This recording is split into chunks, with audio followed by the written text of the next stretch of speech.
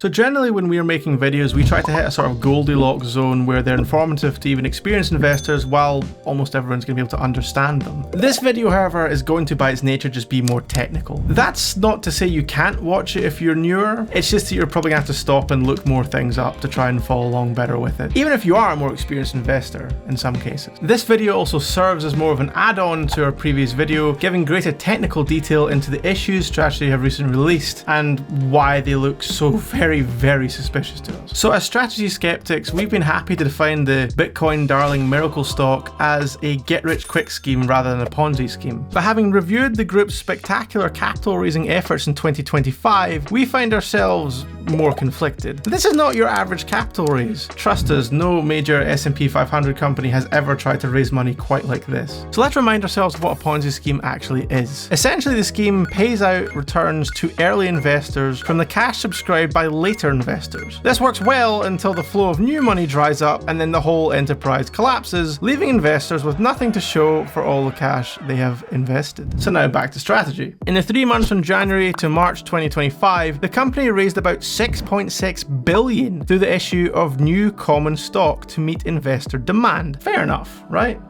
This is permanent capital, and as Strategy doesn't pay an annual dividend, it has no effect on future cash flows. More interestingly, in January 2025, Strategy raised $563 million with the issue of an 8% perpetual preference stock named Strike. In March 25, the group introduced a convertible loan note at 0%. These notes are convertible into common stock in 2030 and raised a further $2 billion.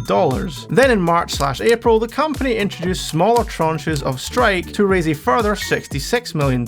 And then in March, Strategy also introduced a second perpetual preferred stock named Strife. I mean, they called their own stock Strife, and this issue offered a juicy 10% yield, raising $710 million. This keeps going. In May, the group raised $2.1 billion in a further Strife offering, and in June, a third perpetual preferred stock made its appearance, proposing to raise $980 million known as Stride. The coupon on this security is again very enticing at 10%. Okay, so this cascade of fundraising is remarkable, and it speaks to the underlying investor demands to get exposure to Bitcoin via this super performing security. But let's just consider this a second with a more critical eye. Strategy's business model is to use its capital to buy Bitcoin. It buys no matter what the price is, and it never sells. So where is the revenue and cash going to come from to pay for these juicy coupons on these preferred stocks? There is some suggestion the strategy will earn fees on lending Bitcoin to firms to facilitate shorting.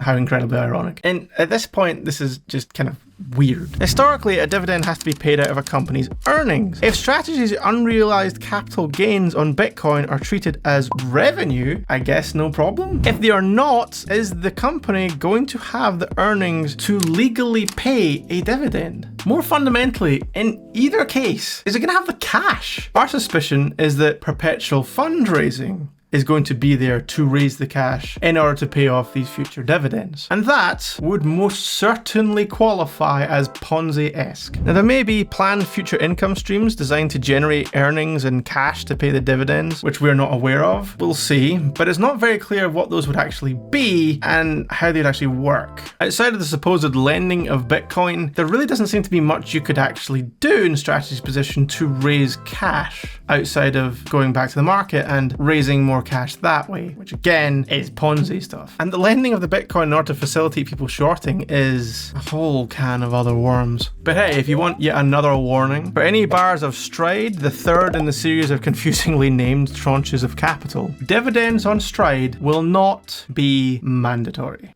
Holders of Stride stock will be entitled to receive non-cumulative dividends at a rate per annum equal to 10% on the stated amount thereof, out of funds legally available for their payment. Given that there is a legal requirement to pay dividends out of earnings, that would concern us greatly. It also explains why a company which claims to be very low risk is required to pay coupons which would normally be associated with riskier types of junk debt. So in summary, we have the market's favorite new miracle asset raising capital in a alarming rate via an avalanche of new issues in a manner far more reminiscent of junk bonds than investment grades. Strategy has no clear revenue stream in order to actually pay the coupon on these securities beyond raising more money in a true Ponzi scheme fashion. And the latest issues do not even come with an obligation for Strategy to pay the associated costs. Subscribers for these issues are obviously desperate for exposure to Bitcoin. Meanwhile, we think it'll inevitably all end in tears. Caveat emptor on steroids. Anyway, that's it for this one, and we'll see you next time. Take care.